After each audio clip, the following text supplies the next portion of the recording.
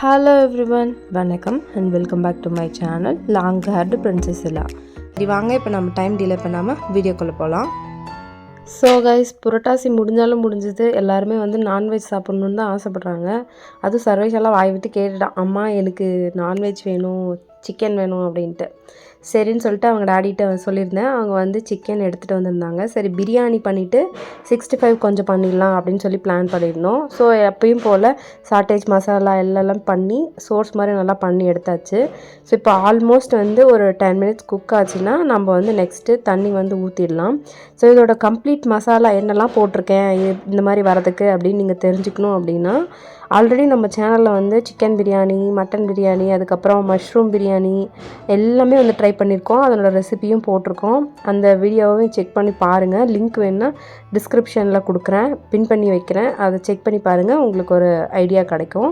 So பிரியாணியே செய்ய தெரியாது அப்படிங்கிறவங்க கூட அந்த வீடியோவை பார்த்திங்கன்னா சிம்பிள் அண்ட் ஈஸியாக சூப்பராக செஞ்சிடலாம். அந்த அளவுக்கு ரெசிபி வந்து ரொம்பவே சிம்பிளாகவும் ஈஸியாகவும், நீங்கள் அதை பார்த்தீங்கன்னா அதெல்லாம் ப்ரிப்பேர் பண்ணி வச்சுட்டு அப்படியே பண்ணிங்கன்னா போதும், வேறு எந்த மெத்தடும் தேவையில்லை. அண்ட் நான் வந்து பார்த்திங்கன்னா இன்றைக்கி பாஸ்மதி ரைஸ் இருக்குது இல்லையா, அதில் தான் வந்து பண்ண போகிறேன். எதுக்காக பாஸ்மதி ரைஸில் பண்ணுறேன் அப்படின்னா, ஆல்ரெடி வந்து ஹனி வந்து வாங்கியிருந்தோம். அதுக்கு வந்து ஃப்ரீயாக அரிசி வந்து கொடுத்துருந்தாங்க பாஸ்மதி ரைஸு. அது வந்து பார்த்திங்கன்னா டாட்டான்னு சொல்லிட்டு அந்த பிராண்ட்லேருந்து கொடுத்துருந்தாங்க. சரி அது வச்சுட்டே இருக்க முடியாது இல்லையா, ஃப்ரீ கிஃப்ட் வேறு. அதனால் சரி இந்த வீக் வந்து அதை செஞ்சிடலாம் அப்படின்னு சொல்லிட்டு பிளான் பண்ணிட்டேன். ஸோ ஆல்ரெடி நான் வந்துட்டு அரிசி வந்து ஊற வச்சுட்டேன். ஸோ இப்போ வந்து பார்த்திங்கன்னா பாஸ்மதி ரைஸ்க்கான தண்ணியோட அளவு என்ன அப்படின்னு பார்த்திங்கன்னா, இப்போ நீங்கள் 1 டம்ளர் எதில் இருந்தாலும் சரி, சின்ன கப்பாக இருந்தாலும் சரி, பெரிய கப்பாக இருந்தாலும் சரி, 1 கப் போடுறீங்க அப்படின்னா அதுக்கு வந்து 1.25 கப் தண்ணி வந்து நீங்கள் சேர்த்துக்கணும். அதுக்கு முன்னாடியோ பின்னாடியோ தண்ணி எதுவுமே ஆட் பண்ணக்கூடாது. ஆட் பண்ணிங்கன்னா அளவு வந்து மாறிடும். 1 டம்ளருக்கு 1.25 கப்பு. இப்போ வந்து பார்த்திங்கன்னா ஆல்ரெடி நான் இனிஷியலாகவே காமிச்சிருந்தேன் இல்லையா, அரிசி ஊற வச்சு தண்ணியை ஃபுல்லாக வடித்து எடுத்துட்டேன். இப்போ பாருங்கள் எப்படி பூ மாதிரி பொலன்னு கொட்டுது இல்லையா, இந்த மாதிரி ஃபுல்லாக வடித்து எடுத்து வச்சுருங்க, இல்லைன்னா அரிசி ரொம்ப குழஞ்சிடும். ஸோ கரெக்டான அளவு இது தான். ஸோ வடித்து எடுத்துகிட்டு இந்த மாதிரி தண்ணி வந்து நான் அளவு தண்ணி ஊற்றி நல்லா கொதிச்சிருச்சு. நல்லா கொதிச்சதுக்கு அப்புறமா இந்த மாதிரி மெதுமாக தூவி விட்டுக்கோங்க. அப்படியே கொட்டாதீங்க, மெதுவாக தூவி விட்டுட்டு கரண்டியை வந்து பட்டும் படாமல், ஃபிஷ்ஷு குழம்பு வச்சோன்னா எப்படி நம்ம மெதுவாக திருப்புவோம் அந்த மாதிரி பட்டு படாமல் சும்மா ஒரு கலரி விட்டு அப்படியே வச்சுடுங்க. எதுவுமே டிஸ்டர்ப் பண்ணாதீங்க.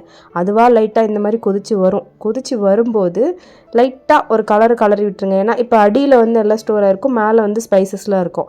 லைட்டாக ஒரு கலரி விட்டுட்டு அதுக்கப்புறம் நம்ம வந்து மூடி வச்சிட வேண்டியதான்.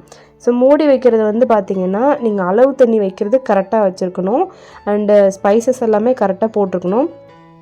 சில பேர் வந்து எண்டில் இந்த புதினா கொத்தமல்லிலாம் போடுவாங்க, அந்த மாதிரிலாம் போடாதீங்க. நீங்கள் வதக்கும் போதே போட்டுக்கோங்க. அப்போ தான் வந்து அந்த ஃப்ளேவர் நல்லா இறங்கி நல்லா ஒரு வாசனையாகவும் இருக்கும், டேஸ்டியாகவும் இருக்கும். இப்போ நான் வந்து லைட்டாக கொதிச்சதுக்கப்புறம் லைட்டாக ஒரு கலரிட்டு அதுக்கப்புறமா வந்து சிம்மில் வச்சு 10 நிமிஷம் சிம்மில் தான் இருக்கணும், கம்ப்ளீட் சிம்மில் இருக்கணும். 10 நிமிஷம் விசில் போட்டே வைங்க.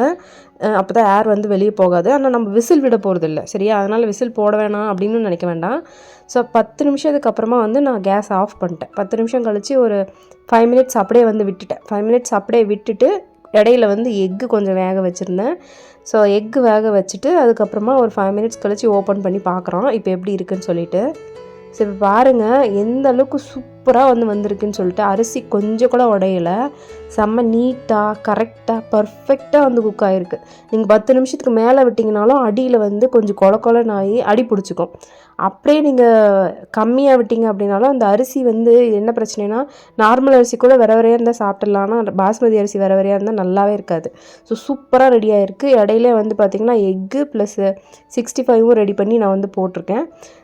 ஆல்ரெடி நம்ம சேனல்லே வந்து 65ல் நிறைய வெரைட்டிஸ், மஷ்ரூமு, அப்புறம் கேபேஜ்லேயும் போட்டிருக்கோம், அதுக்கப்புறம் காலிஃப்ளவர் இருக்குல்ல அதுலேயும் போட்டிருக்கோம், இந்த மாதிரி மீல் மேக்கர் இருக்கு இல்லையா, சோயா சங்க் அதுலேயும் வந்து போட்டிருக்கோம். எல்லாத்துலேயுமே ட்ரை பண்ணியிருக்கோம். அண்ட் அம்மாவோட சீக்ரெட் ரெசிபி ட்ரை பண்ணி நான் வந்து போட்டிருக்கேன். அம்மா வந்து சிக்கன் ஷாப் வந்து நடத்திட்டுருக்காங்க.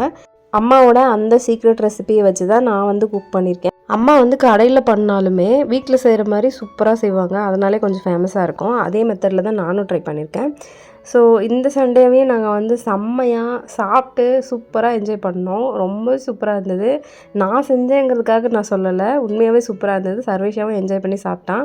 உங்களுக்கு இந்த வீடியோ பிடிச்சிருந்துன்னா மறக்காமல் லைக் பண்ணி ஷேர் பண்ணுங்கள், கமெண்ட் பண்ணுங்கள் உங்கள் தாட்ஸ் என்னங்கிறத. Thank you. Until then, this is Long Hair Princess Ella. See you on next video. Thank you. Bye bye.